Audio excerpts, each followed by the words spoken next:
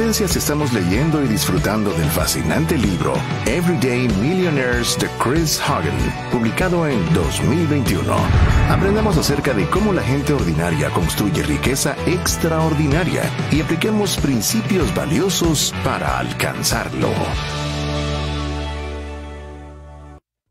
Bienvenidos a Tendencias, gracias por sintonizarnos y por estar con nosotros también interactuando a través de nuestras vías de comunicación 599-511-11. Les saluda Ángel Mejía. Ya estamos en el tercer segmento con Sergio Herrarte y Mauricio Álvarez, a quienes doy la más cordial bienvenida. Sergio, Mauricio, ¿cómo están? Buenas tardes. Hola Ángel, muy buenas tardes. Y qué gusto saludarlos a todos. Ahí también... Ahí me quedé como vos, estaba picado con el segmento anterior, muy bueno, muy buena conversación, muy buenos tips y sobre todo el tema, pues muy interesante sobre cómo proceder en estos casos en los temas de salud como empleador. Muy bueno, la verdad. Tenemos varios mensajes que no leímos, pero lo vamos a leer al final del programa si usted todavía quiere pronunciarse al respecto. Sergio Herrarte, bienvenido a Tendencias. Hola Ander, hola Mauricio y audiencia, ¿cómo están? Pues estoy feliz de estar con ustedes otra vez y feliz también de tratar un tema que a mí me parece que es increíble, así que vamos a ver qué tal se desarrolla la conversación. Cabalmente la semana pasada estuvimos hablando acerca de este libro, Everyday Millionaires, que es un estudio de más de 10,000 millonarios en Estados Unidos y que tienen más de $1 millón en valor neto. Eso significa quitando activos y deudas, tienen más de 1 millón. Y explorábamos el mito 1, que era la gente que tiene mucho dinero, la gente rica, heredó todo su dinero, y aclaramos que el 79% de los millonarios recibe de herencia cero dólares, y que solamente un 3% de cada, 3 de cada 100, 3% de los millonarios. Ajá. Muy bien, Agnes, ¿sabes la mate? De $1 millón. ¿Aprobaste mate? Totalmente, 3% nada más recibe $1 millón o más. Y eso es bien interesante acerca de la verdad de las herencias, o del mito que tenemos de que la gente rica ha sido rica toda su vida. Entonces significa que el 79% de los millonarios se hicieron a sí mismos. ¿Qué piensa de esto Mauricio y Sergio? Fíjate que muy bueno, también me pareció muy interesante. Precisamente me llamaron, esas estadísticas que estás mencionando me llamaron mucho la atención. Dice que 79% de las personas no recibieron nada de sus padres, o sea, no recibieron herencia, que es uno de los mitos a los que te estás refiriendo, que es que los ricos, esos nacieron ricos o ya trajeron la herencia, o ya recibieron la herencia, entonces no trabajaron por ella. Y eso es contrario a lo que estamos leyendo. O sea, lo que explica acá el libro es que es todo lo contrario. Los ricos se esfuerzan. Quienes tienen ese valor actualmente es producto y es fruto de un trabajo, de una disciplina, de una consistencia, y no de una herencia o de algo que han recibido sin merecerlo. Así es. Y hay un elemento interesante de la clasificación Forbes 400, menciona que donde están las personas más ricas, encabezando la lista por Bill Gates en este año, y que termina la lista en el número 400 con gente que tiene 2 mil millones de dólares. Solo 7% de ellos se beneficiaron de fortunas heredadas, ¿verdad? Entonces, solamente 7%. Incluso ahí tiene una relación. En Guatemala se podría hacer también, pues, dinero. ¿Qué piensa Sergio Herrarte?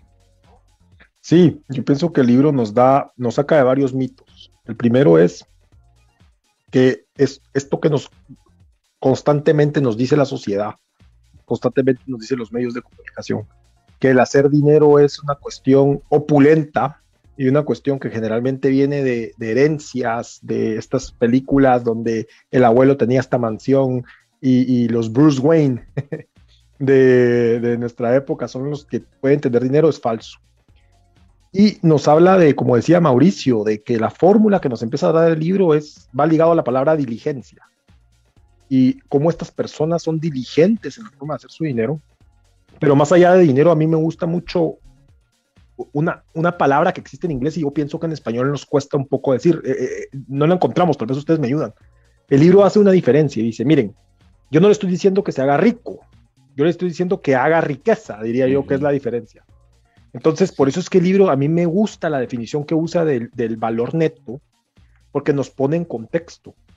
Y dice, usted puede tener activos valorados en $1 millón, en este caso, y eso lo hace alguien con riqueza.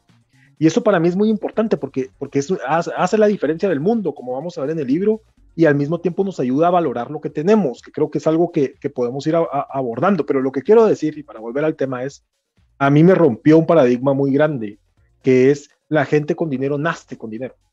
Y eso no es verdad. En una mayoría no es verdad. Se puede hacer el dinero, se puede hacer la riqueza, como lo hizo el 80%, 79% de personas en Estados Unidos.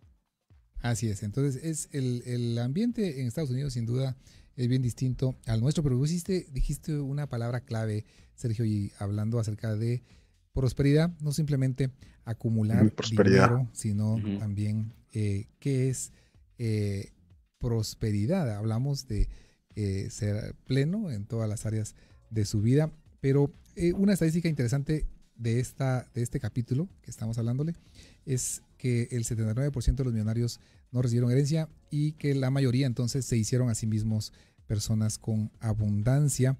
Y algo también interesante es de que 8 de cada 10, hablando de Estados Unidos, vienen de familias abajo de la clase media, ¿verdad? De ingresos de clase media. ¿Qué piensa de eso, Mauricio? 8 de cada 10 millonarios vienen de familias de clase media, de ingresos de clase media o abajo. Fíjate que de lo que hemos leído, de lo que conocemos, de lo que incluso como cristianos aprendemos, no es sorprendente. Lo sorprendente es que pensemos que nos lo merecemos y que de la nada, solo por, como hay algunas teologías, ¿verdad? Solo por decirlo o solo por pensarlo, solo por desearlo, lo vamos a tener. Y no es así. Hay principios básicos cristianos que si aplicáramos, viviríamos muy bien. Fíjate que yo sí empecé conforme fuimos avanzando, conforme hemos ido avanzando en la lectura, empecé a pelear un poquito con la idea de generar la riqueza y la prosperidad, porque en efecto veo que en Guatemala las cosas no son como en Estados Unidos, las oportunidades no son iguales, no son del mismo tamaño, etcétera. Entonces empecé a pelear un poquito con esa idea. Sin embargo, dije, bueno, pero realmente lo que me está estorbando es el monto, porque ellos hablan de los millonarios y entonces $1 millón y con eso estoy feliz, estoy de acuerdo. O sea, poner el concepto y poner la meta. Pero dije, entonces empecé a pensar en algunas personas que he visto que han aplicado esos principios, los principios de los que estamos hablando y vamos a seguir hablando, pero que ellos no creo que tengan $1 millón. Bueno, aparece porque eso es lo que él dice, ¿verdad? A veces ni siquiera la gente aparenta que lo tiene, ¿verdad? Pero algunos que conocía muy de cerca, empecé a hacer como un inventario de las propiedades que les conozco, los activos, las inversiones, y dije, más o menos, tal vez se acerca. Entonces, fíjate que tal vez lo que yo gano de lo que quiero aprovechar de esto es que hay principios que debemos aplicar y que debemos seguir aplicando como personas, como empresarios, ¿sí? La frugalidad, no gastar de más, no endeudarse porque sí, ser sabios para manejar esas cosas. Fíjate que hay unos consejos que a mí me encantaban, personales. Yo entiendo y no soy tan, ¿qué puedo decir? Tan fan. No quiere decir que sea malo. Yo no me hallo, a mí me encanta dar clases, pero algo que no me gusta es dar clases de finanzas personales, pero las personales, empresariales me fascina, porque tengo otro concepto con la gente, o sea, la gente no hace caso a veces, entonces eso a veces me desespera a mí personalmente, pero admiro a quienes sí lo hacen, ¿sí? Y les agradezco que lo hagan. Bueno, pero fíjate que hay algunos conceptos que me gustaron. Decía, mire, que creo que era el papá de él o el papá de uno de estos millonarios que le decía, mira, hijo, le decía, aléjate de las deudas, le decía, paga todo cash, o sea, paga el contado, trabaja horas extras y hace inversiones sabias. Entonces, fíjate que, pues, no sé si aquí en Guatemala nos alcanza, de repente estoy equivocado, tal vez sí, o no, tal vez sí, para la mayoría puede darse la oportunidad, pero si cumplimos con esos principios básicos, podemos lograr generar riqueza, podemos ponernos la meta, podemos creo que alcanzarla, y Guatemala tal vez si el mercado, como estoy manifestándolo, tal vez si no alcanzara, si no da, creo que sí nos permite, sí vivimos en la libertad, sí vivimos en una economía que sí nos permite podernos superar y poder alcanzar metas de ese tipo también. Así es. Y dice Sergio, escucha esto. Los millonarios reportan que los dos factores que más contribuyen a volverse ricos, prósperos, que tener dinero, es la disciplina y la consistencia. Disciplina y consistencia. Ahora sabemos, dice esta encuesta, que los millonarios no creen en la suerte. Ellos creen cabalmente en disciplina y consistencia. ¿Qué dice Sergio de eso? Yo me sumo un poco a Mauricio. Yo también estuve haciendo un recuento de las personas que conozco que tienen riqueza. Y en su mayoría cumplen con esas características. Y oh sorpresa, la gente que yo pensaba, esta persona es muy rica, muchos me han dado sorpresas de que nunca fueron ricos, sino que tuvieron grandes deudas, que les dieron un nivel de vida que aparentaba riqueza, que es un tema bien interesante, y creo que el libro lo aborda muy bien, en decir, tenga cuidado con eso, no se deje llevar por lo que ve en la tele o por lo que ve del vecino con el carro nuevo, porque no todo es oro, no todo lo que brilla es oro, pero definitivamente es cierto, la gente diligente, la gente consistente, la gente disciplinada, en el tiempo tiene una ventaja sobre la riqueza que pueden llegar a generar respecto de los que no somos diligentes y los que no somos consistentes. Entonces, los que sí somos diligentes y consistentes, en el tiempo podemos alcanzar ventajas, por ejemplo, tener el efectivo para poder hacer una compra de un terreno que sale en oferta, tener el efectivo de poder comprar no endeudarnos, por ejemplo. Algo que a mí me impresiona es la deuda estudiantil. Es un tema que yo veo como un gancho al hígado para muchos jóvenes. Yo tuve deuda estudiantil. Fue algo que le soy sincero, me pesó. Es difícil pagar una deuda estudiantil, especialmente si sus hijos van a estudiar en el extranjero. Yo sé que no siempre se puede, pero qué increíble hubiera sido que yo a mis 20 años hubiera empezado a ahorrar para poder costearme algunas cosas cuando estudié y tuve la oportunidad de estudiar, que estoy infinitamente agradecido por haberlo hecho. Pero lo que quiero decir es, si empezamos desde temprano a ser diligentes, a ser constantes y disciplinados, a ser capaces de seguir nuestros presupuestos al pie de la letra, a ahorrar el 50% de nuestro salario, que dice el libro que deberíamos de apuntarle, etcétera, etcétera, etcétera, definitivamente vamos a tener una ventaja sobre el resto sobre nosotros mismos, sobre el yo de ayer, por lo menos. Yo de ayer, qué buenísimo. Mira, y tocaba, fíjate Sergio, que tocabas un tema bien interesante ahí. Hay una palabra que los dos han mencionado, creo que también lo dije hace un rato, que me llamó la atención, y es la palabra consistencia. Habla de dos cosas, ¿verdad? Trabajo duro y consistencia. Fíjense. Y cuando seguimos leyendo, me llamó la atención porque decía, trabajo duro, nos da un ejemplo fabuloso ahí que tal vez comentamos en unos momentos, sobre el de Michael Phelps. Pero fíjense que la consistencia dice más adelante, va desarrollando el tema ese, y dice, fíjate, Agner, consistencia en el ahorro. Así es. Porque ahorita que Sergio mencionaba desde que debe hacerse desde joven, entonces va diciendo, en uno de los ejemplos dice, hay que ser consistentes, y la consistencia consiste en ahorrar.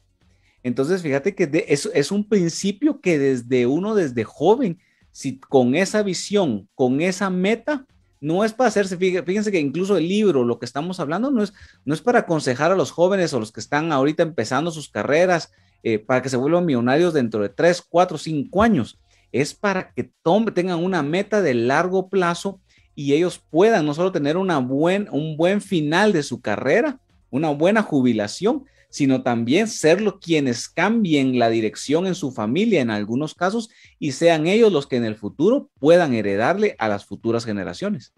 Y para terminar este capítulo 2, con este mito, le recordamos entonces 79% de los millonarios recibieron 0 herencia, y tan solo 3% $1 millón o más, 16% más de $100,000. Y la gente millonaria no cree en la suerte, sino que trabajan duro consistentemente. Y 48% describen que sus papás o vienen de familias de clase media, ¿verdad? Y y ya mencionamos lo de la mala suerte. Capítulo número 3, y este me gusta, y le quería dedicar estos últimos 10 minutos, es importante, yo sé que aquí viene un consejo. El mito de los millonarios. La gente rica toma grandes riesgos con su dinero, invierte en criptomonedas en El Salvador, compra acciones de Amazon, que compra cosas en Amazon a través de la publicidad que hace en Facebook, mete aquí en Forex. Eso es lo que hace para hacerlos ricos. ¿Cuál es la verdad, Sergio? El libro es un libro reciente y el libro yo creo que es fantástico que nos hable de riesgos que no medimos. Y el libro es claro, el libro dice, mire, usted tiene que tomar riesgos para llegar a algún lugar en la vida. No nos confundamos. Usted para ir a contarse con alguien desconocido, a tomarse un café, es un riesgo. Usted para ir al trabajo en carro, toma un riesgo.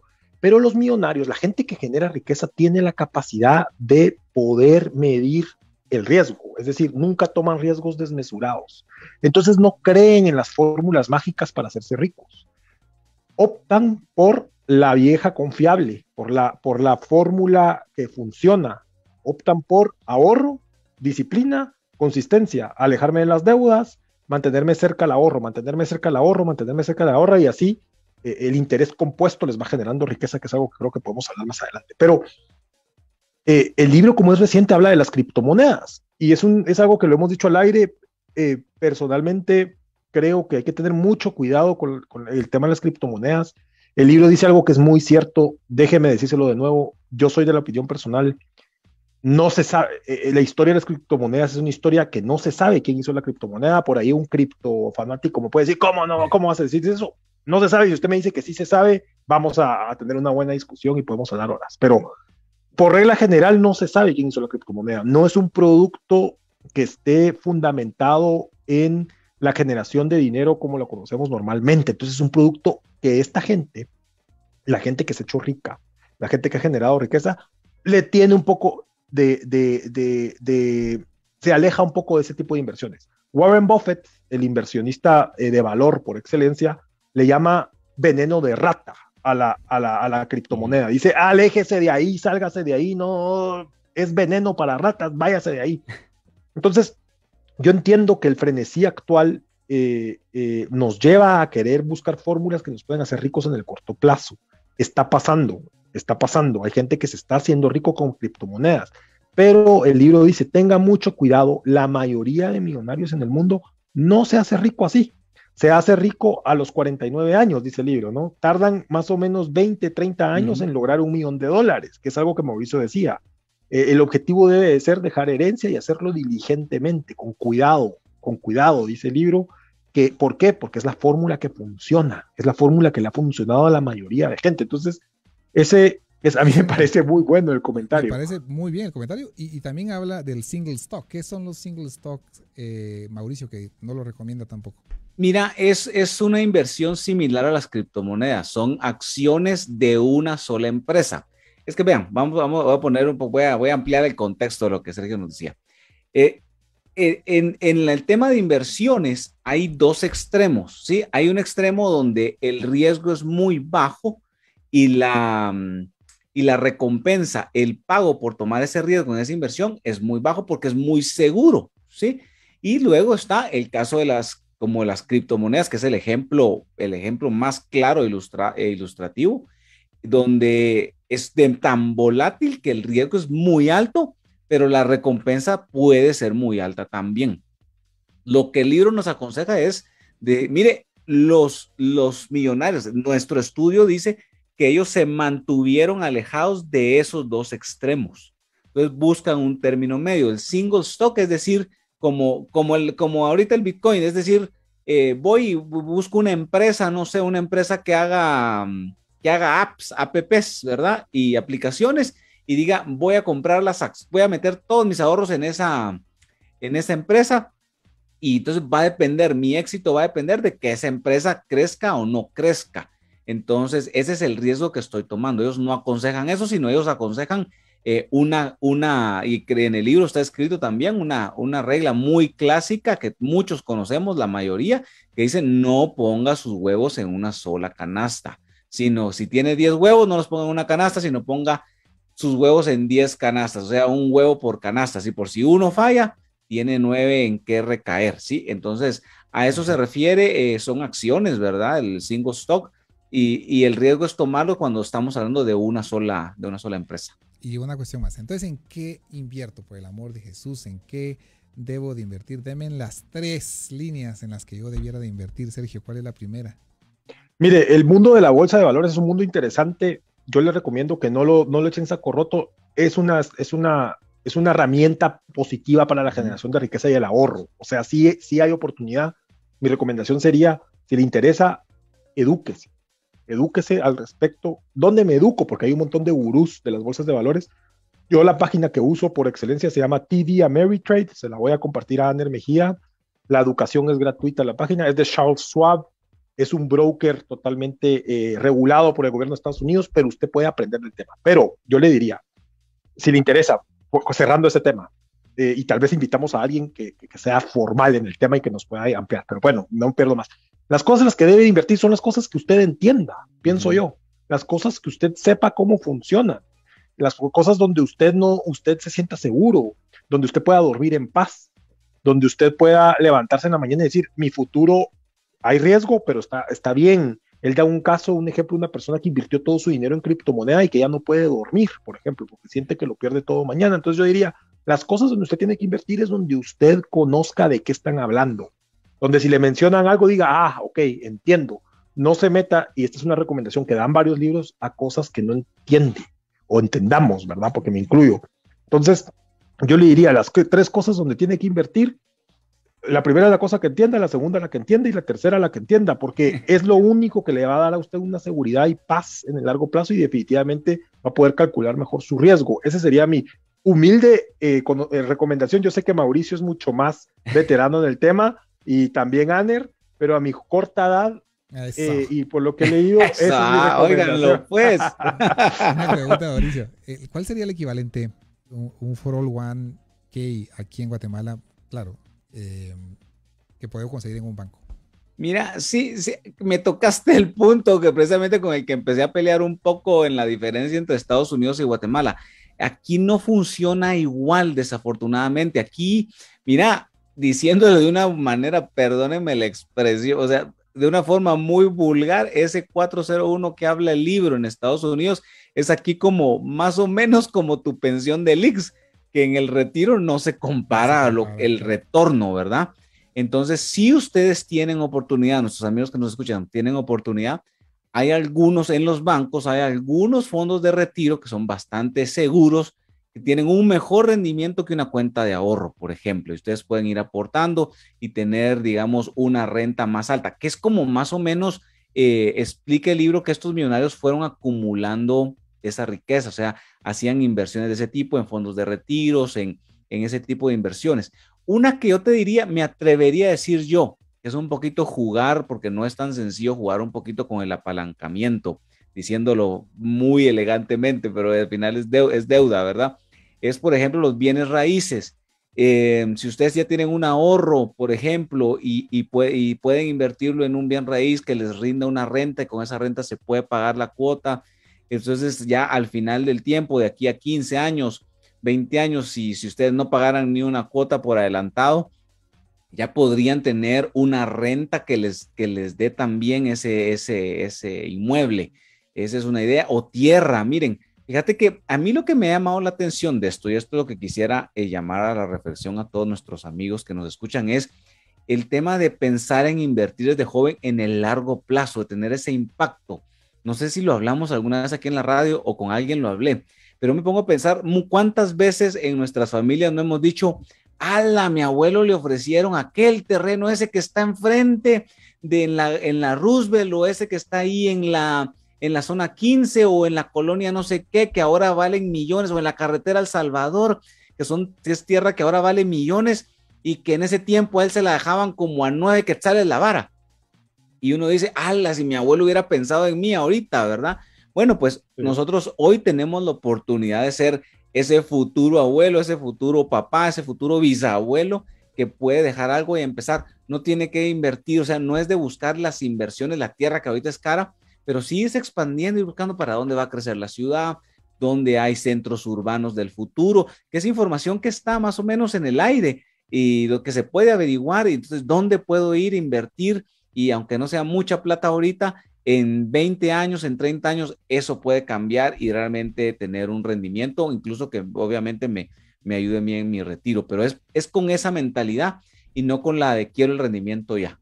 Se nos acabó el tiempo, 15 segundos para despedirnos, pero una recomendación, amigo oyente, todos los bancos tienen esa opción de fondos de retiro, hay de 3 años y hay de 5 años, la mayoría tiene estas dos opciones, agarre el de 5 años. Y lo pueden volver a renovar, 5 años y lo puede volver a renovar y irle haciendo, permitir que crezca. 3%, 3%, 3 años es una tasa más baja, 5 años es una tasa más baja, pero agarra de 5 años que le descuenten 250 quetzales mensuales.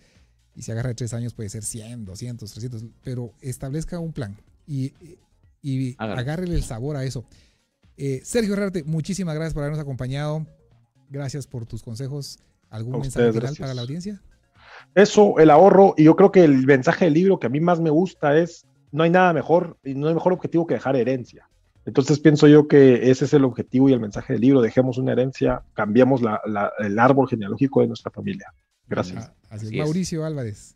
Pues un gusto, sí, lo sigo. Les recuerdo, hay 2 factores importantes, el trabajo duro y también dice que la planificación. Entonces, planifiquen, piensen en el futuro, porque cuando menos sienten, llega.